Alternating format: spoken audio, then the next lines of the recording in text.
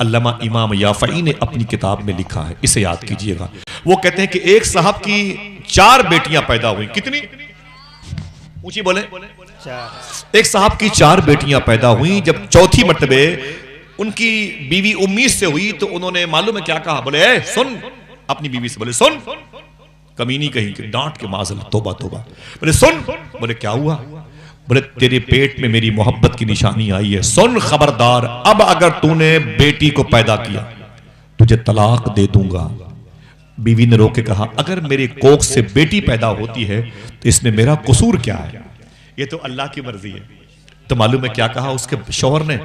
मर्जी अल्लाह की है, ठीक है, लेकिन कोख तो तेरी है, सजा तुझे मिलेगी। रोने लगी वो, डर के मारे हाथों को उठा के, मेरे मौला मेरी आबरू बचा, मेरी आबरू बचा। मालूम है जब 5वीं मर्तबे उसके घर में बेटी पैदा हुई तो तड़प गई। और बेटी कहां पैदा हुई? वो सफर में थी अपने हस्बैंड शौहर के साथ में। काफिला तंबू कनात लिए जा रहा था, पहाड़ियों के बीच में काफिला एक रात के लिए रुका तो उसको डिलीवरी का दर्द हुआ। उस लड़की ने अपने शौहर से बहाना बनाया, मुझे वॉशरूम के लिए किसी जरूरत के लिए इस पहाड़ की उस तरफ कोर्ट में जाना है। उसने कहा जाओ। उसने मालूम है आहिस्ता आहिस्ता पहाड़ी पे चढ़ करके एक गुफा देखी उस औरत ने, उसी गुफा के अंदर चली गई। डिलीवरी हो, अगर बेटा होगा तो लेके आ जाएंगे, बेटी होगी तो देखा जाएगा। उसी गुफा में उसने बेटी को पैदा किया। जब बेटी गोद में आई तो रोने लगी। उसने कहा मेरे मौला मैं इसे कहां लेके जाऊं? लेके जाती हूं नीचे तो मेरा शौहर तलाक दे देगा, तलाक देगा तो मेरी लाइफ खराब होगी, इसकी लाइफ खराब होगी, प्लस 4 बच्चियां पहले से, उनकी लाइफ खराब होगी, मेरे शौहर का घर उजड़ जाएगा। ऐ मेरे मौला तू ही करम फरमाने वाला है, मैं क्या करूं, मैं क्या करूं, मैं क्या करूं? मालूम है क्या किया उसने? उसने दिल पे पत्थर बांध के अपनी छोटी सी बच्ची को उसी गुफा में छोड़ दिया। उसने कहा इसे छोड़ देंगे, इसे हम अगर छोड़ देती, मैं छोड़ देती हूं तो फिर एक ही बच्ची की जान जाएगी, पूरा घर मेरा उजड़ने से बच जाएगा, पूरा घर मेरा उजड़ने से बच जाएगा। जब नीचे उतर के आई तो उसका जो पेट फूला हुआ था, उसके हस्बैंड ने कहा यह क्या हुआ? अब तो वो निशानी नहीं है। उसने कहा खून बनके जो औलाद थी वो खराब हो गई। शौहर ने कहा कोई बात नहीं, कोई बात नहीं, चलो छोड़ो, पता नहीं बेटी पैदा होती तो। इतना कह के काफिला तंबू कनात लपेटा निकल गया। 4 महीने के बाद वो काफिला जब वापस पलटा फिर उसी जगह पर अपना खेमा नस्ब किया, पर्दे लगाए और 1-2 रात के लिए कयाम करने का, रुकने का इरादा किया पूरे काफिले ने। उस औरत ने जब उस पहाड़ी को देखा तो 4 महीने वाली बेटी याद आ गई। लोग कहते हैं यार हम इसलिए दलाली रिश्वत के पैसे लेते हैं, नहीं लेंगे तो काम कैसे चलेगा? मैं उन दोस्तों से गुजारिश करता हूं, एक मुसलमान जिस जबान से हुजूर पर दरूद पढ़ता है उस जबान से उसे झूठ नहीं बोलना चाहिए। ये मुसलमानों का, आपको कुछ भी नहीं करना हिंदुस्तान में, खुदा की कसम कुछ भी नहीं करना है। आप सिर्फ 2 काम करें, पूरा हिंदुस्तान आपके कदम में आ जाएगा।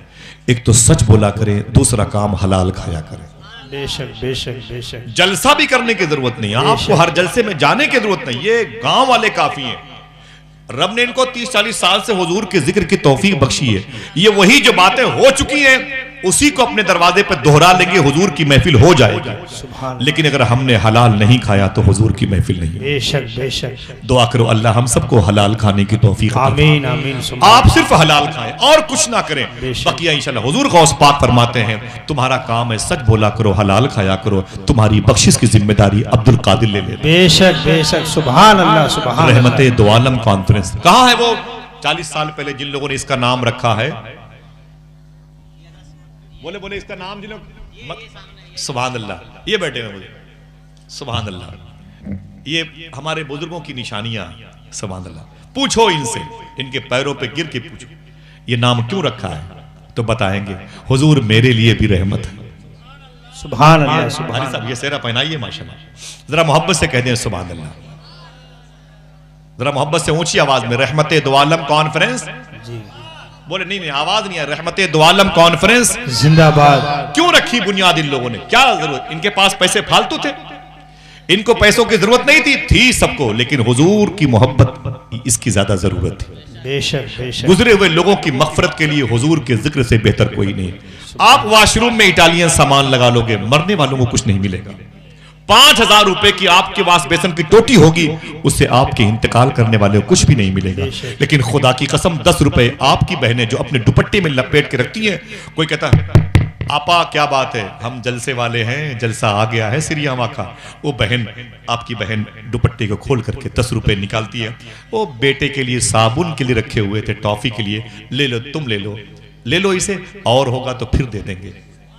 उसका ये 10 रुपए खुदा की कसम 10,000 के बराबर होता है। बेशक बेशक। और तुम्हारे और मेरे दरवाजे पर जो 20 लाख रुपए की गाड़ियां खड़ी होती है ना, वो गाड़ियां भी इस 10 रुपए का मुकाबला नहीं कर सकती। बेशक सुभान अल्लाह। इसमें हुजूर का इश्क शामिल होता है। इसको 10 रुपए के सिक्का मत समझो, इसे समझे इस सिक्के पर हुजूर की मोहब्बत की मोहर लगी होती है। बेशक। रहमते दो आलम कॉन्फ्रेंस, उस लड़की, वो लड़की कहती है जब मैं 4 महीने के बाद वापस पलटी तो जब खेमा वहां पर लगा तो मुझे वो गुफा याद आ गया, या वो गुफा याद आ गई। मेरे दिमाग में बात आई, इसी गुफा में मैंने अपनी छोटी बच्ची को छोड़ दिया था। अब तो छोटी बच्ची मर गई होगी, जानवर ने उसको खा लिया होगा, तड़पी होगी तो खून की निशानियां होंगी, शायद उसके जिस्म की कोई हड्डी मजबूत होगी तो बची होगी, या तड़पने पर उसके पैरों के निशान होंगे, एड़ियां रगड़ने के निशानात होंगे। वो लड़की कहती है मैंने फिर अपने शौहर से बहाना बताया, मैंने कहा कुछ काम से मैं पहाड़ के उस तरफ जाती हूँ। बोले जाओ। वो लड़की कहती है जब मैं गई ना, पहाड़ों पे चढ़ रही थी, दिल मेरा धक धक कर रहा था, मेरी बेटी इसी में तड़पी होगी, मेरी बेटी इसी में मर गई होगी, मेरी बेटी को किसी जानवर ने खाया होगा, क्या कसूर था मेरी बच्ची का। समाज की नाहमवारियों की वजह से मैंने अपनी बच्ची को यहाँ पर डाला था, मेरे शौहर के नजरियात अच्छे नहीं थे, इसलिए मैंने अपनी बच्ची को छोड़ दिया था। अय मेरे मौला मुझे माफ करना, मेरी बेटी की कत्लगाह है ये। लेकिन जब अंदर पहुंची तो अंदर का मंजरनामा सुने, वादा करें कल ये बातें चाय खानों पर दूसरों को बताएंगे इंशाअल्लाह। चिराग से चिराग जलाओगे इंशाअल्लाह, इंशाअल्लाह ताला। वादा करो। वो औरत कहती जब मैं ऊपर गई तो मैंने क्या देखा, मैं तो ये समझ रही थी मेरी बच्ची के खून के छींटे दीवारों पे पड़े होंगे, उसके पैरों के रगड़ के निशान होंगे, उसकी शायद जिस्म की कोई सख्त हड्डी पड़ी होगी जिसे किसी दरिंदे ने खाया होगा, छोड़ दिया होगा। लेकिन वो खुदा की कसम, देखना है कौन है ऐसा जो सुभान अल्लाह कहता है, कौन है ऐसा जो अब तक ना कहा अब कहता है। मेरी माँ बहनें, तुम्हारी दिल की आवाज यहां ना आने पाए, हुजूर की बारगाह तक, रब की बारगाह तक पहुंचे। वो लड़की कहती है जैसे मैं गुफा के किनारे पर गई, मैं दंग रह गई। मैंने क्या देखा कि एक हिरनी लेटी हुई है और मेरी 4 महीने की बच्ची हिरनी का दूध पी रही है। आए अल्लाह सुभान अल्लाह सुभान अल्लाह, अल्लाह अकबर अल्लाह। ऊंची बोलो रहमते दो आलम कॉन्फ्रेंस जिंदाबाद। ना ये नारा आप में से लगे, लगाएं रहमते दो आलम कॉन्फ्रेंस। ना ना ना, हाथों को उठा के रहमते दो आलम कॉन्फ्रेंस, रहमते दो आलम कॉन्फ्रेंस। वो कहती है कि मैंने देखा कि मेरी 4 महीने की गुड़िया जिस्म पे कपड़े नहीं है, वो बिग बाजार के लिबास नहीं पहनी, रेत का लिबास था, रेत में अटी हुई थी, एक हिरनी लेटी हुई थी और मेरी बच्ची हिरनी का दूध पी रही थी। वो कहती मैं तड़प गई, मैं बर्दाश्त ना कर सकी, अब पहाड़ से उतरते हुए मैं नीचे दौड़ी और मेरी चीख बुलंद हो गई, अरे काफिले वालों आओ आओ जल्दी आओ जल्दी आओ। मेरा शौहर आ गया, मेरी बेटियां आ गई और मेरे और भी लोग कबील के लोग आ गए। बोले क्या बात है क्या बात है। मैंने अपने शौहर से कहा, वो एक कहानी मैंने झूठी गढ़ी थी 4 महीना पहले अपने पेट की बच्ची के वाले से। बोले क्या हुआ। बोले मैंने तुमसे कहा था वो बच्ची खून बन के खराब हो गई है, आओ चलो तुम्हें कुदरत के जलवे दिखाएं।